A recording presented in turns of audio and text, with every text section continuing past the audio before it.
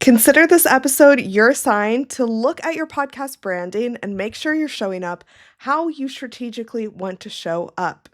In this episode, I'm joined with Morgan, the host of the Six Figure Brand podcast, to discuss what it really takes to create a strategically branded podcast. I do podcast consulting and strategy calls, and one thing I continuously talk to people about is the way that they're presenting their podcast online.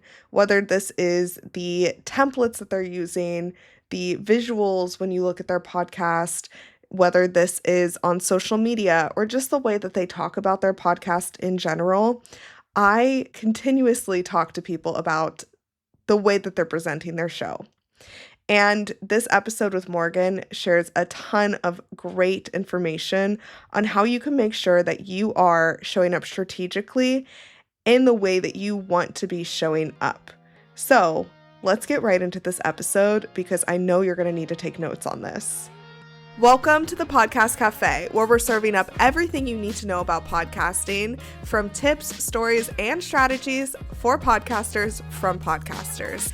I'm your host, Haley Hayhurst, the founder of Espresso Podcast Production, a full-service podcast agency helping business owners, creatives, and thought leaders launch and grow their shows. Whether you're just starting out or want to take your podcast to the next level, this is the place for you. Each week, we'll dive into practical tips, actionable strategies, and of course, stories from other podcasters so that you can build up a podcast that you love and that works for your business. So grab your coffee, get comfortable, and let's get started. Welcome to the Podcast Cafe.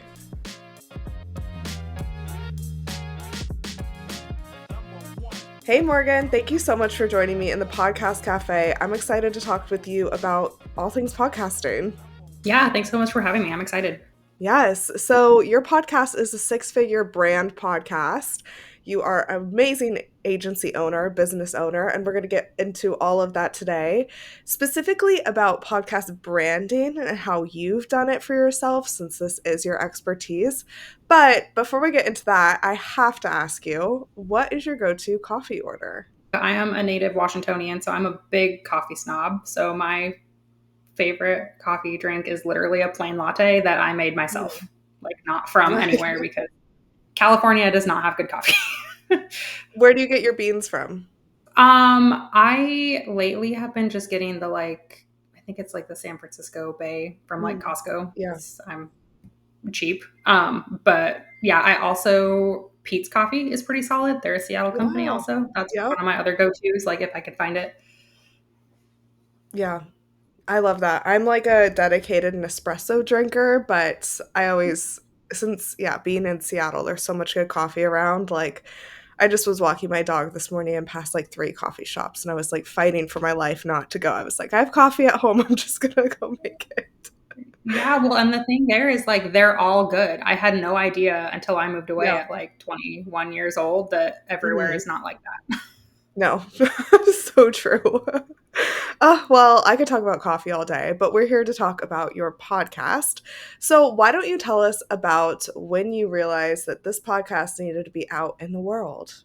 It's not that glamorous of a story. So I had been like thinking, oh, it might be cool to start a podcast someday for like a couple years. And then when I had my son last year in November, I just had like a good bit of downtime during my maternity leave and was like, well, you know what? Like, let's just try it and see what happens. I think in hindsight, like it was something that I really needed as a creative outlet for me more than it was like for my audience at the time. That has since evolved, obviously, but I was kind of lonely being at home with my kids all day. And it was nice to like just have a new creative project to get my voice out there in a different way than I had before. Totally. So tell us about the premise of your podcast for anyone who hasn't listened yet.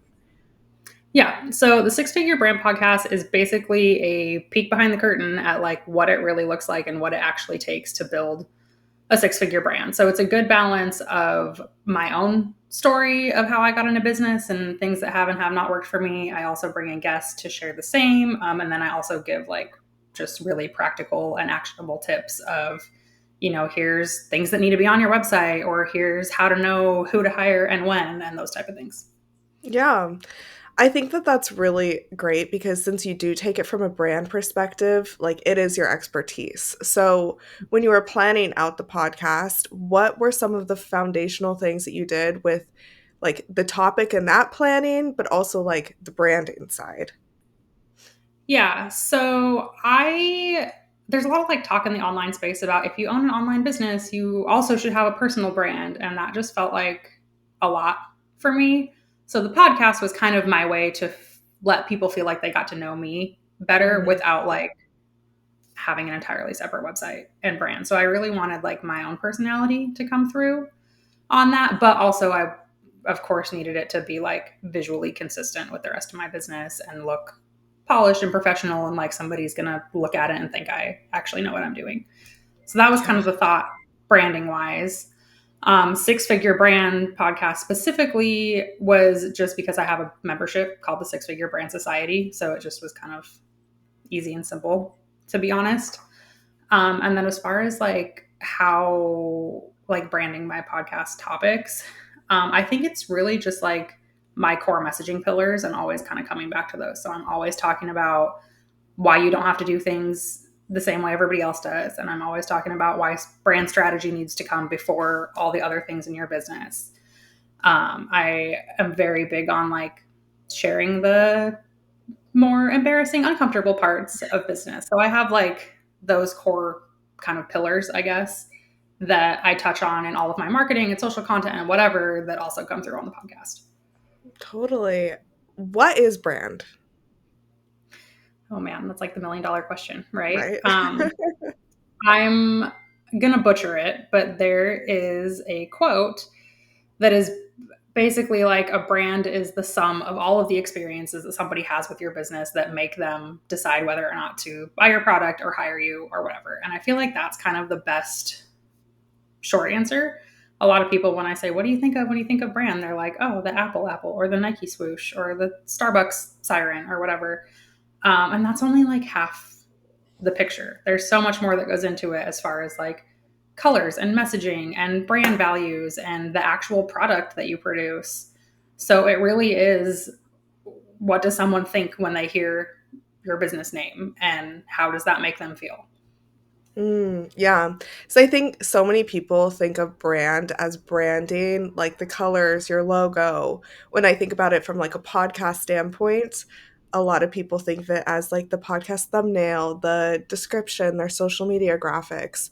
But from your example, it's like the whole experience, right? It's like when someone comes to listen to your show, it should be great quality, match with the rest of your business, your brand, and really complement it. Is that right? Yeah. And I think like vibes are big on a podcast, right? So, for Yeah. example, if I had a podcast cover that was like black and red with like fire on it or something, just to be really extreme, and then my intro music was like Taylor Swift, that would be a huge disconnect. And people would be like, whoa, wait a sec, this is not what I thought I was getting. Or vice versa. If it was something that was like visually very like feminine and playful and kind of like innocent looking, and then you like turn on your mic and you're like cursing every other word, that's going to really throw people off and make them be like, okay, this is not what I was expecting. And they're not going to come back. And they're going to also feel Totally. like they can't trust you. Yeah, 100%. Do you help your clients find the vibe? Yeah. And I would say over the last like 2 years, I've really like held my boundary on that one. So I used to, if you came to me for design, I would do design. If you wanted to do like the strategy piece, which is what you're talking about, like finding your vibe, your message, your values, all that stuff. If you wanted to do that, I would. And if not, like I was happy to take your money anyway. And I had enough projects just be like not as successful as I knew they could be Mm. doing it that way, that now I have really started to stick to my guns and be like, no, we have to do strategy first because that's going to make your project so much more successful. And it's also going to make everything else you do in your business easier, such as starting a podcast, if that's something that you want to do. Yeah, tell us more about that.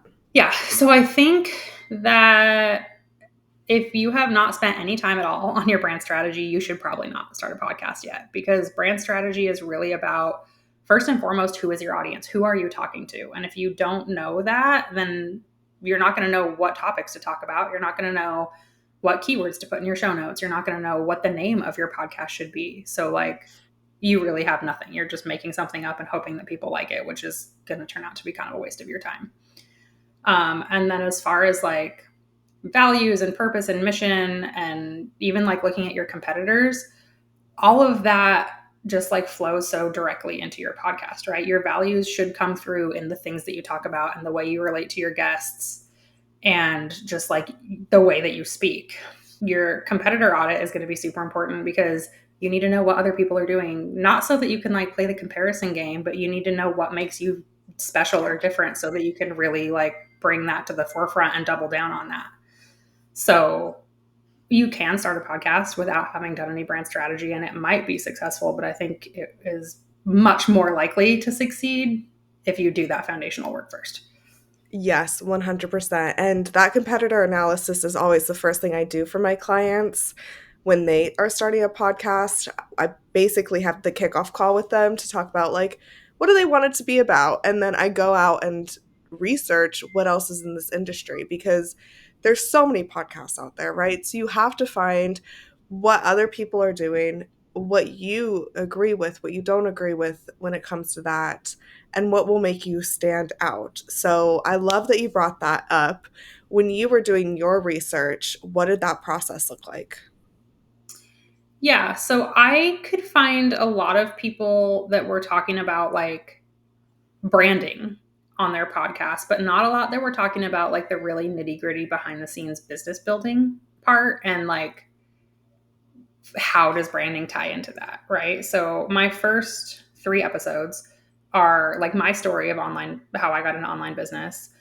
And then I have one that is why like the hype around 6 figures is overrated, which is a Mhm. little like controversial considering the name of my podcast. But I really wanted people to know that like, I'm not saying listen to this podcast and you're going to reach 6 figures. Like I have a lot of thoughts around that. And it's really important for me that people know that early on so that they don't get too far down the road and like think that, oh, it's just like this flashy marketing about making $100,000. That's not what it is. And then my third Totally. episode is what the heck is branding? And that was really important for me to like launch those 3 first so that I felt like people would have a good foundation for who I am and what I'm about. And then I could go into like more niche topics or things that felt more personal or stuff that just like felt fun. Yeah. Yeah, I love those as the first three foundational pieces. And yeah, I think that every podcast needs to have like what makes them different in those three episodes. So I love that you're like, it's not about 6 figures, but it's like, even though that's the name of the podcast, like that's what you're working towards. That's not the ultimate goal, right? Mhm. There's things Yeah. that that are deeper than that 6 figure mark. So, yeah, thanks for sharing that. I feel like that is super helpful. And speaking of the name of your podcast, you have it trademarked, correct? Yeah, I do. I just got that like a couple weeks ago, really recently. So that was an Congrats. exciting milestone. Why'd you decide to trademark? Um, I just didn't want to get down the road to like someday hopefully having like a big following and a couple hundred episodes and then find out that I had to change my name, to be Yeah. honest with you. And also, I'm using the 6 figure brand in multiple places in my business, right? So it's the name of my membership. It's also the name of my podcast. So if I'm going to really like hang my hat on that, I want to make sure that I own it. I had a business coach at one time who was like days away from going on maternity leave and got a cease and desist over her podcast name.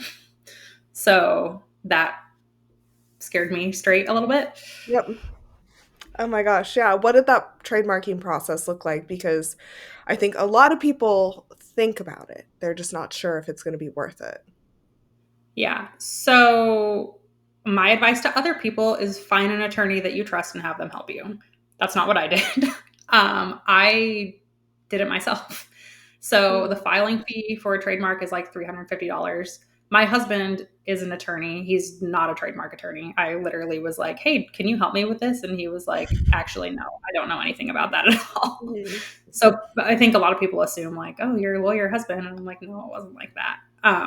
But I just went on the USPTO website and literally just like followed their instructions. You have to do a search to see if there's anything similar in like the category that you're filing in.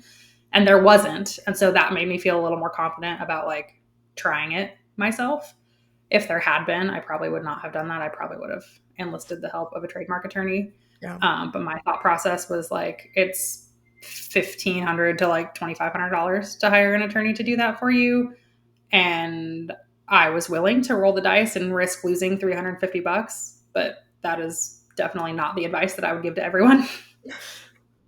Yeah, I mean, so when it makes sense because this is part of your brand, right? And so, your other offers, your membership, that's all with the same branding. So I think it is important. Clients ask me all the time if they need a trademark, and I'm like, I'm not a trademark expert, but it's never Mhm. hurts to talk to one, right? And so I wanted to hear your perspective on that because since you are trademarked, not a lot of podcasts are, like, in this stage, and so normally, like you're mentioning, like, podcasts wait till they're huge, like, we were talking about Kourtney or Khloe Kardashian's podcast, like, that is obviously trademarked because that is who she is, but for business owners like you and I, it's not gonna be the first thing that we're gonna spend our money, at least for me, so, yeah, I wanted to. Yeah, people ask me that in regard to their logo all the time. Mhm. Oh, yeah, And I I bet. feel like I break their hearts a little bit because they're like, oh, well, I said this earlier, like Nike and Apple. And have to tell them, like, you're not probably going to be a Nike or an Apple. Like, I'm really sorry, but those businesses are, 30 years in the making and they're like, have billions of dollars in funding. And it's just an entirely different ballgame. You're a copywriter who serves like 5 or 6 clients at a time. Unless you have a name that you like think somebody might steal, which in my case, I was like, I'm shocked that nobody owns the 6-figure brand. I feel like that's I was gonna say, pretty, I'm also I better shocked speak about that up. that. Yes. Yeah. Um, so that was part of it also that I was like, oh, I think I might be onto something here. I better lock that down.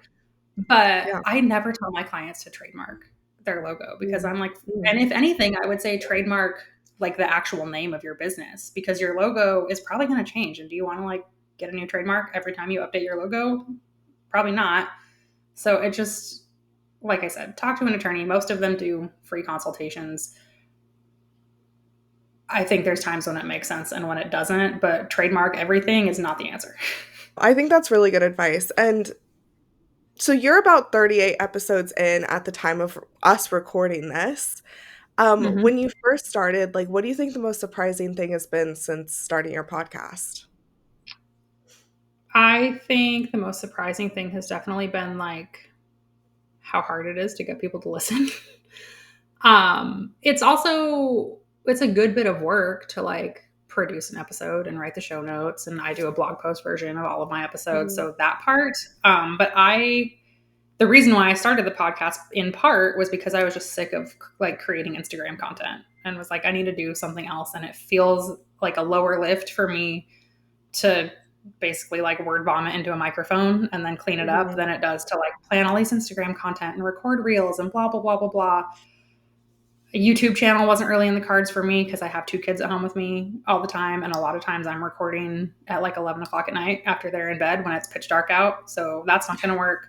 So it was kind of an easy way that I could still continue to Yeah. have my voice out there and create content. And I can obviously repurpose that in the future. But I definitely thought it would be more like hit record, do my episode, and like throw it up on the internet. I didn't really realize like how long editing really takes. Yeah. And I also thought that people would just magically find me, and that's not been the case either. Well, what does your marketing strategy look like? Yeah, so I post a new episode every Tuesday, and then I like share it to Instagram with. I had started doing like an audiogram that was just an Mhm. image with like a clip. Those weren't doing very well, so I kind of have recently switched up my strategy where I'll like record a talking head reel of me talking about something that's in the episode and then being like, listen to episode whatever to learn more, and that seems to be getting a little more traction, so that's cool to see. And then I post them on LinkedIn and send them out to my email list. Another thing I've been trying lately that has sort of seemed to work is if I'm like scrolling on threads and I see somebody ask a question that's related to something that I might have an episode about, I'll like answer their question and then say, I also have a podcast episode about this. Like, let me know if you want me to send you Oh, something. I I love do always that. ask. I don't just post the link. I ask them Yeah. if they're cool with me posting it first because I don't want to be too pushy. But that has worked okay. And I've had a few people be like, oh my gosh, yeah, I can't wait to listen. So that's been cool. I love that. I really love that. It's like that's why we create episodes, right? So people can like learn from us without having to be one-on-one. So that is a really great tip that I think all the listeners can take away from that. So thanks for sharing that. I'm also curious if, also for the listeners, if you can give us a quick rundown on how they can audit their brand or their podcast to see what's good, what could be better, and what's just like needs to be redone. Yeah. So branding is really like the cornerstone of it, I would say, is clarity and consistency. So is it crystal clear to me what you do, who you do it for, and how somebody can hire you? So that's on your website, on your social media. If you have like an ad in your podcast, any of that. If you go to a networking event and you have like your elevator pitch, I need to know within like 10 seconds that you do podcast management for insert ideal client and they can hire you by scheduling a discovery call. If Mhm. that's not there, people aren't going to dig for that information. They're just going to move along to the next person. And like in my case, I just hired somebody to help me out with SEO. And so I had tabs of like 4 or 5 SEO people open. And if I couldn't find that information, I closed them out and I moved on to the next one. So that's the big thing. And then I would say, visually and also messaging wise, are you being consistent across platforms? So can I look at your podcast cover and your social media and your website, and if you have any like, I don't know, other digital materials that you're putting out there, and it one all looks cohesive, so like you're using the same colors and fonts and your logo is consistent, same type of imagery, but then also is what you're saying across all those places sending the same message. Okay, I like that. And if someone is not doing that, what's an easy first step for them to take? As a brand strategist, I would say pause and take a look at your brand strategy. There's a lot of ways you can do that. I have like a $30 workbook that you can DIY it and walk through yourself, and that gives you a pretty good audit of like where to start. But you can also go as far as to like hiring somebody to do that work with you one on Yeah. one. But I just think that continuing to do more work is kind of a waste of your time when instead you could just start doing the right work and talking to the right people. Yes, no, that part, that part for sure. So I have a few rapid fire questions for you. My first one is, where do you listen to your podcasts? This is so weird. So I exclusively listen to my podcasts on Apple Podcasts, Mhm. but I listen to music on Spotify. That's funny. Uh, but truthfully, I'm not listening to a ton of podcasts right now. I Yeah. have a few that I like, and if there's like a guest that I really want to listen to, I will tune in. But I run a business and I'm solo parenting a lot of the time, and I have 2 kids that are always making noise. So if I have like time that I could be listening to a podcast right now, I usually would prefer to just listen to silence. Totally, totally. And, I normally don't ask this, but since so many people create podcasts for moms, what advice do you have for them? Because I'll get people that are like, I want this to be for moms. And then they're like, it's an hour. And I'm like, I don't have kids and I know that's not going to happen. So, like, Yeah, that's what I was gonna say is keep it short. Like yeah. so our drive to preschool is like 15 minutes. If I could finish an episode in that 15 minutes, that would be ideal. Also, this I heard on another podcast that I listen to occasionally, that it's really important for them to keep it like clean, no swear words, because they want moms to be able to listen to it in the car with their kids or play it in the kitchen with their Mhm. kids or whatever. So that's a big one. That's not such a huge deal for me. Like my family's not super particular about that, but a lot of people Yeah. are, and that would be an Right. unfortunate reason for somebody not to listen to your podcast. No, that's a really good tip. Okay. What are some podcasts you recommend people listen to? Well, mine, of Yes, course. of What course. other ones have I been really? I like the Call Her Daddy podcast mostly Mhm. just because I think she has great guests. For me, like I don't know what your thoughts about this are as like a podcast host and mentor and stuff, but I am more interested in the guest than I am the host. So if you can get like really good guests that people want to hear from, I think that's the key. I honestly could kind of care less who's doing the interview. Yeah, no, I think that is definitely something for for business owners. Of course, we want to be the focus, but for someone who is like Alex Cooper, of course, like guests are everything. And then she'll do a solo episode maybe once every Mhm. while, but yeah, no, 100% Yeah. guests for podcasts like comedy, lifestyle, entertainment, that is definitely key.